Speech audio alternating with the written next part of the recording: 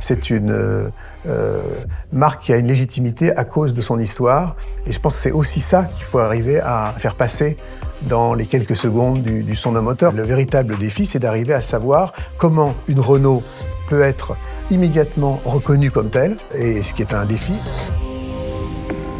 Mon premier geste, ça a été de fouiller dans des textures qui m'appartiennent. C'est-à-dire, plutôt que de partir de zéro, c'est finalement partir de l'histoire de Renault et partir de ma propre histoire, de pouvoir mélanger nos ADN. Il nous paraissait à tous un bon départ.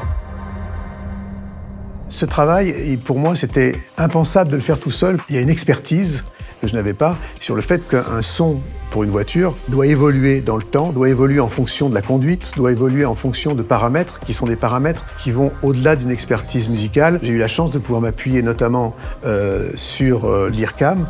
Moi, j'apporte des sons aux ingénieurs de l'IRCAM. Ensuite, eux ont des algorithmes qui vont permettre, à partir de cette matière sonore, de pouvoir justement la faire évoluer.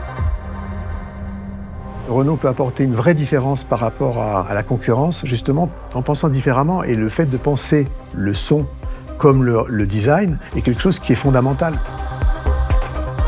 Une des premières musiques que j'ai faites dans ma vie, c'était un spot pour Renault. Finalement, j'ai l'impression d'être revenu à la maison d'une certaine manière.